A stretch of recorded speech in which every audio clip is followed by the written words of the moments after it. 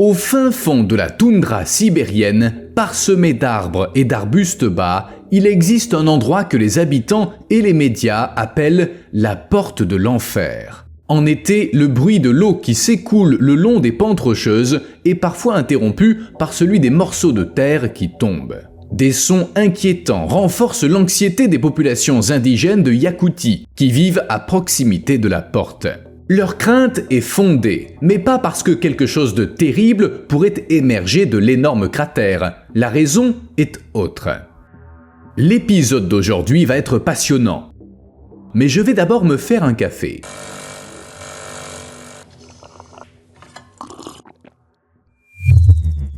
Le café n'était pas terrible, les grains étaient trop torréfiés. Comme d'habitude, un rappel discret à ceux qui aiment mon contenu. N'oubliez pas de liker la vidéo avant la fin. Merci également à tous ceux qui respectent mon souhait de rester anonyme. Si je vous disais que des trous mystérieux apparaissent régulièrement en Sibérie, à la surprise des scientifiques. Par exemple, en août 2020, une équipe de télé russe survolant la toundra a repéré un cratère de 30 mètres de profondeur et de 20 mètres de largeur. Les journalistes russes ont visiblement le compas dans l'œil, bravo à eux. Le cratère n'était pas impressionnant que pour sa taille ou sa forme, mais aussi à cause de la puissance qui avait dû être nécessaire pour le créer. Et il n'existe pas que ces deux cratères, leur nombre est difficile à évaluer. Vous devez vous demander, est-ce qu'il est possible de ne pas voir un énorme trou dans le sol? Oui. C'est même facile, car ces cratères apparaissent dans des zones inhabitées et presque vierges de l'Arctique. Souvent, il n'y a personne pour les voir et annoncer la nouvelle. Quand des cratères sont découverts, c'est par accident lors de vols commerciaux non scientifiques, ou depuis le sol par des éleveurs de rennes ou des chasseurs.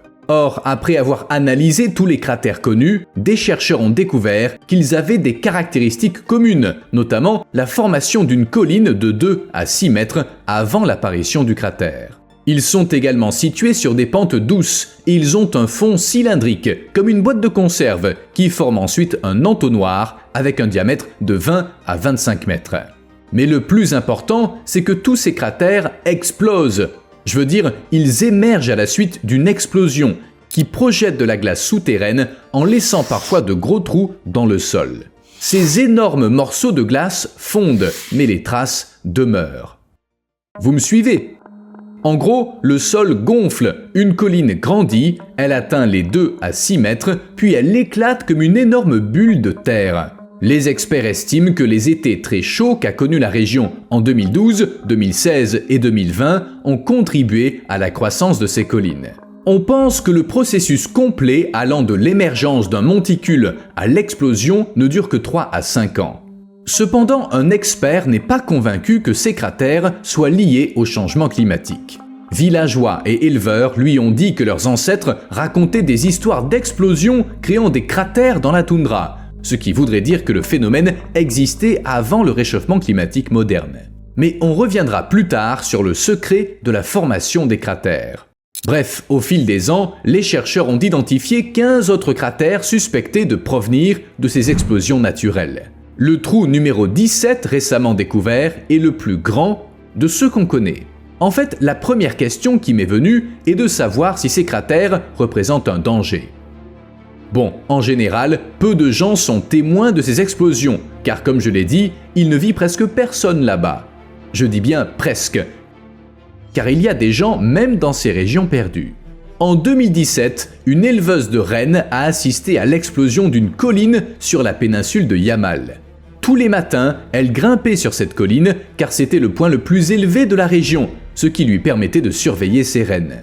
Le jour de l'explosion, elle y est également montée, mais elle a ressenti un mouvement étrange et elle a pris la fuite. Alors qu'elle se trouvait à 200 ou 300 mètres, l'explosion a retenti. La femme aurait pu mourir. Et des infrastructures pétrolières et gazières coûteuses pourraient être endommagées. Des cratères se sont formés à moins de 3 km de voies ferrées et d'oléoducs. On a compris ce qu'il y avait autour des cratères, mais à l'intérieur. En fait, peu de chercheurs ont pu descendre dans un cratère pour étudier sa formation et les causes de son explosion. Mais une équipe a réussi. Yevgeny Tchouvilin, chercheur au Centre de récupération des hydrocarbures de l'Institut des sciences et technologies de Skolkava, est descendu dans un cratère avec son équipe en 2017. Descendre dans un cratère nécessite du matériel d'escalade et il faut faire vite. Les cratères se transforment en lacs en moins de 2 ans. Les chercheurs ont recueilli des échantillons de pergélisol, de sol et de glace dans un trou appelé le cratère Erkuta. Ce cratère, au fait, avait été découvert par des biologistes qui étudiaient la nidification des faucons. 6 mois plus tard, les chercheurs ont à nouveau effectué des observations, cette fois à l'aide d'un drone. Le problème de ces cratères est la rapidité incroyable, en termes géologiques, avec laquelle ils se forment. De plus, la vie d'un cratère est courte. Comme je l'ai dit, en quelques années, ils deviennent des lacs. Voici à quoi ressemble le cratère de nos jours. Malgré leurs efforts, les chercheurs n'ont pas compris comment cet énorme trou s'était formé. Ni lui, ni les autres. Les théories qui ont suivi la découverte du cratère près du gisement de la péninsule de Yamal incluaient un impact de météorite, l'effondrement d'un bâtiment militaire souterrain, voire l'atterrissage d'un ovni. Visiblement, un atterrissage mal contrôlé. Même de nos jours, rien n'est certain concernant la formation de ces trous. Cependant, plusieurs théories sont plus crédibles que les autres. La première est celle du gaz. Certains chercheurs pensent que ces trous géants sont dus à l'accumulation explosive de méthane, un puissant gaz à effet de serre. En Sibérie, le méthane entraîne parfois la formation de lacs brûlants, car en effet, le pergélisol qui recouvre les 2/3 de la Russie est un immense réservoir de méthane. Et récemment, comme je l'ai déjà dit, la région a connu des périodes de forte chaleur. Gardez-le en tête. Ainsi, divers gaz, dont du méthane, s'accumulent dans le pergélisol, en provenance des couches profondes de la Terre, comme des couches plus proches de la surface. Le gaz s'accumule dans le cryopeg, une couche de sol qui ne gèle jamais en raison du sel présent sous la couche de glace et qui agit comme un piège. Le méthane contenu dans le pergélisol est libéré à cause de l'augmentation des températures de l'air et du sol depuis plusieurs dizaines d'années. En l'occurrence, ce phénomène a été très marqué au cours des dernières années. Le gaz jaillit alors, déformant la glace et le sol et formant un monticule. Et lors d'un été très chaud, une explosion se produit et brise les couches supérieures du pergélisol, dispersant de la terre, de la glace et des roches. Bref, c'est une théorie répandue pour expliquer l'apparition des cratères. Répandue, mais c'est pas la seule. Rappelez-vous, lors de leur étude en 2017, les chercheurs ont prélevé des échantillons de toutes sortes dans le cratère de l'Erkuta. En bref, ils les ont ensuite analysés et ils ont construit un modèle de formation du cratère. Ce modèle suggère qu'il est apparu dans un lac asséché qui devait comporter un talik, une zone de sol non gelée qui a commencé à geler après l'assèchement du lac, créant une tension qui a été libérée lors d'une puissante explosion. On pourrait appeler ça un volcan de glace. Une idée bien cool. Le cryovolcanisme, comme on l'appelle, est un processus mal connu et limité à la cryosphère, une explosion de roches, de glace, d'eau et de gaz qui laisse derrière elle un cratère. Si vous faites une recherche sur Google, vous trouverez des résultats parlant d'autres planètes, et ce n'est qu'ensuite que vous trouverez quelque chose sur la nôtre. C'est vraiment peu connu. Et en fait, c'est logique, car on ne trouve de tels cratères nulle part ailleurs dans le monde. Ils ne se forment que là-bas. Les chercheurs affirment que ces cratères sont propres à cette région de l'Arctique, et ils en donnent même la raison. Les conditions y sont particulières. Il faut une combinaison de glace souterraine près de la surface, de pergélisol saturé de méthane et de sol non gelé à cause de dépôts de sel souterrain. Suzanne Nathalie, directrice du programme arctique au Centre de recherche climatique de Woodwell, tente d'identifier et de cartographier les cratères qu'on n'a pas encore trouvés. Or, Suzanne affirme que pas un seul cratère n'a été découvert en Alaska ou au Canada. Tous sont situés dans la même région de Sibérie, sur les péninsules de Yamal et de Guida. Et tous ces cratères ont la même apparence, ils ne changent pas au fil du temps, ils se remplissent simplement d'eau. Cependant, il y a un cratère qui ne cesse de s'agrandir et personne ne peut l'arrêter. Oui, il s'agit du cratère qu'on a vu au début, et il est bien réel. Mais devinez quoi? Le cratère de Batagaï, parfois appelé Batagaïka, n'est pas un cratère du tout. Et hélas, c'est pas non plus la porte de l'enfer. Les chercheurs appellent ça un effondrement rétrograde dû au dégel. C'est un trou causé par la fonte du pergélisol et l'affaissement rapide du sol. Vous n'avez pas compris? C'est pas grave, moi non plus au début. En termes simples, ce que vous voyez est un très lent glissement de terrain. Vraiment très lent, il n'est pas du tout pressé. Il s'agit du plus grand effondrement de ce type dans le monde et il ne cesse de s'étendre. Actuellement, le cratère de Batagaï couvre plus de 87 hectares, ce qui lui vaut le titre de méga effondrement. Il est situé dans la zone de Tchersky, dans la région de Verkhoyansk en Yakoutie. Il a été nommé d'après une rivière voisine et sa profondeur atteint 100 mètres, ce qui est impressionnant. Ses dimensions sont vraiment incroyables. Le cratère est tellement grand qu'il est visible depuis l'espace. Oui, il ressemble à un tétard géant. Le voici comparé au Meteor Crater en Arizona, qui mesure 1,2 km de large et 180 mètres de profondeur. La météorite qui a causé le Meteor Crater devait mesurer entre 30 et 50 mètres. Mais le cratère de Batagaï n'a pas eu besoin de météorite, il est né tout seul. Enfin, presque. Tout a commencé par une ligne à peine perceptible sur des images satellites des années 1960. Puis, en 30 ans seulement, le trou a triplé de taille. En matière de géologie, c'est l'équivalent d'un clin d'œil. Que savent les chercheurs? Selon eux, le cratère de Batagaï est apparu au milieu des années 1900, mais il n'a été repéré que dans les années 1960. On ne l'a pas remarqué avant parce que, il n'y avait pas de satellite. Mais depuis qu'on le connaît, il s'étend chaque année tel un fer à cheval géant, en particulier là où la pente est la plus forte, car le limon et la terre y glissent plus facilement. Comprenez-moi bien, le processus est très rapide. Entre 1991 et 2018, la paroi du cratère a reculé de 11 mètres par an en moyenne, et parfois jusqu'à 30 mètres. Au total, 34,6 millions de mètres cubes de matériaux ont disparu au fil du temps, entre la glace souterraine et le sol ayant dégelé. Et ça n'est pas près de s'arrêter. Le trou ne cesse de croître. Il n'a montré aucun signe de stabilisation en 40 ans. Mais il y a bien une raison à son apparition. Les chercheurs ont une théorie. Le méga effondrement à l'aspect de tétard géant a sans doute été causé par la déforestation et le passage de véhicules à chenilles sur la toundra fragile à des fins d'exploration et d'exploitation minière. Le sol n'avait jamais été confronté à une telle pression. La région était calme. Ainsi, véhicules et déforestation ont détruit la végétation qui agissait comme une couverture protégeant le pergélisol. Sans cette couverture, l'érosion a emporté la couche arable, exposant le pergélisol au soleil, au vent et aux précipitations. En fait, la plupart des pergélisols de la planète remontent à des milliers, voire des dizaines de milliers d'années avant les périodes glaciaires passées. Selon l'Agence américaine d'observation océanique et atmosphérique, 15% de l'hémisphère nord est recouvert de pergélisol. Au sens large, le terme pergélisol désigne tout sol qui reste gelé pendant au moins 2 ans. En fait, si vous mettez un pot de terre au congélateur, vous disposerez de votre pergélisol personnel. Mais ce n'est pas de ça qu'on parle. Si on expose le pergélisol, comme ça s'est produit dans notre cas, il fond et le sol se ramollit progressivement, se transformant en boue.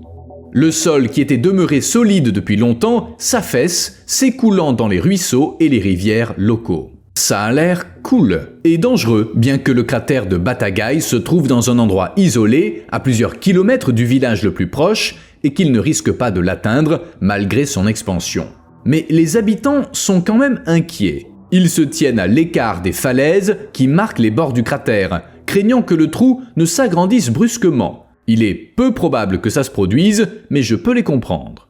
L'expansion du cratère est en soi un signe de danger, pour ainsi dire, un signal d'alarme.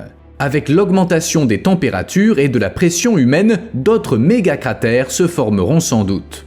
Et certains pourraient bien apparaître à proximité d'humains, d'infrastructures, menacer des villes et des routes. Ce cas, au fait, n'est pas unique. À Whitehorse, la capitale du Yukon au Canada, un cratère actif se trouve à proximité de la route du Klondike. Il en est si proche qu'il va falloir agir. Ainsi, l'année dernière, le gouvernement du Yukon, où l'effondrement a lieu, a annoncé que des travaux de déplacement d'un tronçon de la route allaient bientôt commencer. La couche de pergélisol qui s'affaisse s'approche déjà du bord de la route. Si on attend davantage, il y aura des victimes. Pour que vous compreniez bien, lorsque des chercheurs ont repéré cet affaissement, il mesurait 50 mètres de large et il se situait à 85 mètres de la route. Il est maintenant 2 fois plus large et il ne se trouve plus qu'à 25 mètres de la route, et un autre effondrement plus petit s'est formé à proximité. Il a été baptisé bébé effondrement, mais les spécialistes estiment qu'il serait plus juste de parler d'adolescence. Il est en pleine croissance. Cependant, aussi terrifiantes soient les raisons et les conséquences de ces effondrements, les chercheurs sont ravis. Bien sûr, le sol leur permet ainsi d'apercevoir les restes anciens de mammouths, de bœufs musqués et de chevaux. D'anciennes souches d'arbres émergent. Le cratère de Batagaï est particulièrement apprécié. Il offre une perspective unique sur des centaines de milliers d'années de l'histoire de la Terre, car il met à nu le pergélisol le plus ancien de la planète. Il est sacrément ancien, environ 650 000 ans. Ce méga-effondrement sibérien leur offre un aperçu du climat de l'époque et il leur permet d'étudier des éléments très bien préservés. Pour eux, c'est comme si c'était Noël, mais toute l'année. Et comme le cratère est en pleine expansion, il réserve encore à la communauté scientifique de nombreuses surprises. Régulièrement, on découvre des choses passionnantes. Par exemple, en 2018, des chercheurs ont découvert un poulain dont la peau, la fourrure, la queue et les sabots étaient bien conservés alors qu'il était mort il y a 42 000 ans. Cette découverte a permis d'obtenir le plus ancien échantillon de sang liquide jamais découvert. Ce n'est que la 2e fois qu'on trouve un cadavre de l'ère glaciaire contenant du sang liquide. La première fois, c'était un mammouth qui avait vécu 10 000 ans après le poulain. Après examen, les chercheurs ont découvert que le poulain appartenait à une espèce disparue appelée cheval de Léna. Ces chevaux de la fin du Pléistocène et de l'Holocène habitaient autrefois la Sibérie, la Mongolie orientale, le nord-est de la Chine et la péninsule coréenne. Leur branche est née de l'ancêtre commun des chevaux modernes il y a 115 000 ans et les vestiges les plus récents de cette espèce remontent à 3000 ans avant notre ère. En résumé, on pense que ces chevaux se sont éteints à l'époque où l'Égypte antique atteignait son apogée et construisait les pyramides. Quant au poulain retrouvé, il n'avait pas plus de 2 semaines lorsqu'il s'est noyé dans la boue. Par chance, le pergélisol a préservé sa peau et sa fourrure jusque dans leurs moindres détails. Il restait même de l'urine dans sa vessie. Je sais, ça coupe un peu l'appétit. Mais les paléontologues étaient enthousiastes. Et ils le sont encore dans l'attente de nouvelles découvertes, car le cratère de Batagaï reste actif. Comme le sait la science, les effondrements provoqués par le dégel peuvent s'étendre pendant des dizaines d'années jusqu'à atteindre une limite géologique, c'est-à-dire un point qui ne peut pas s'effondrer, comme le sommet d'une pente ou une étendue d'eau. Le fond du cratère de Batagaï, constitué de ruisseaux et de dunes de limon, a presque atteint le socle rocheux, de sorte que sa profondeur n'augmentera pas. Mais la paroi devrait continuer à progresser. Le cratère a encore du chemin à parcourir. Si l'on examine la carte, il apparaît clairement qu'il pourrait s'étendre à toute la vallée. Les géologues estiment qu'elle pourrait être complètement engloutie d'ici 10 à 20 ans. Il y avait une vallée, maintenant il n'y en a plus. Aujourd'hui, c'est la porte de l'enfer. Et il est impossible de l'arrêter. Ou du moins, on ignore comment faire. Le problème, c'est que la planète se réchauffe, que le pergélisol fond de plus en plus, libérant toujours plus de gaz à effet de serre dans l'atmosphère. Ces gaz provoquent un réchauffement encore plus important, donc une fonte encore plus importante, et ainsi de suite. Une fois qu'un tel processus est enclenché, il est très difficile d'y remédier. Et non seulement c'est difficile, mais on ne sait pas vraiment comment faire. Si la cause est le changement climatique, il est essentiel de s'y attaquer pour mettre un terme à l'expansion du cratère de Batagaï. Or, on est incapable d'y mettre fin. En outre, les mécanismes à l'origine de la croissance du cratère, tels que la formation de thermokarstes sur une pente descendante, ne vont pas disparaître d'un coup. Et même, ils ne vont pas disparaître du tout, ils sont incontrôlables car liés aux lois de la physique et de la chimie. Entre nous, j'ai trouvé aucune info suggérant qu'on pourrait combler l'affaissement avec de la terre. Sans doute parce que ça n'aurait aucun sens. D'abord, il faudrait énormément de terre et de machines, et tout ça devrait être transporté dans une zone éloignée qui a précisément souffert de la présence d'équipements lourds. De plus, Batagai est un lieu d'étude pour de nombreux chercheurs. Et puis, ce serait peine perdue. Le pergélisol fond, l'affaissement s'accentue, aucune quantité de terre ne pourra y remédier. Il faut s'attaquer aux causes et non aux effets, d'autant plus que ces effets sont de plus en plus nombreux dans le monde. Certes, la taille du cratère de Batagai est remarquable, mais des effondrements similaires ont lieu dans tout l'Arctique, dans le nord de la Russie, du Canada et de l'Alaska. Malheureusement, il n'existe pas de statistiques, mais on sait qu'au cours des 30 dernières années, ils se sont multipliés. Anthony Levkovitch, professeur de géographie de l'Université d'Ottawa, raconte que lorsqu'il a commencé sa carrière en 1983, il y avait 60 effondrements actifs sur l'île Banks, qui, soit dit en passant, fait la taille de l'Irlande. Il y en a maintenant 4000. Je pense qu'il est inutile d'en dire plus. Maladie née du cratère. Vous devez déjà le savoir, mais au cas où, avec la fonte du pergélisol, des agents pathogènes responsables de maladies pourraient être libérés dans l'environnement. Ils pourraient non seulement survivre dans le paysage microbien actuel, mais prendre le dessus et anéantir les micro-organismes qu'on connaît. Il est difficile de prédire ce qui se passerait si quelque chose de très dangereux et d'ancien dégelait, mais les chercheurs s'en inquiètent. Jusqu'à présent, les études s'appuient sur des modèles informatiques pour examiner le comportement de ces agents pathogènes. En soi, c'est une bonne nouvelle. On ne fait pas ça avec de vrais microbes, ce qui réduit considérablement les risques. Si j'étais un chercheur, je préférerais ne pas passer plus de temps que nécessaire à leur contact. Ces anciens micro-organismes, s'ils étaient accidentellement libérés, pourraient déclencher une nouvelle pandémie. Qui a envie d'une telle chose ? Au fait, un bon exemple de la façon dont le réchauffement climatique libère des maladies est l'épidémie d'anthrax survenue en Russie en 2016. Dans le district de Yamal-Nenets, la température a brusquement atteint 35 degrés Celsius, entraînant la fonte du pergélisol. Oui, c'est ce dont on vient de parler, mais attendez la suite. Suite à la fonte de la glace, les restes d'un renne infecté ont été exposés, ce qui a entraîné une épidémie. Rien ne dit que ça se reproduira, bien sûr, mais si vous n'êtes pas un chercheur et que vous vivez près de Batagai, évitez de vous approcher du cratère. Les sabots retiennent le froid.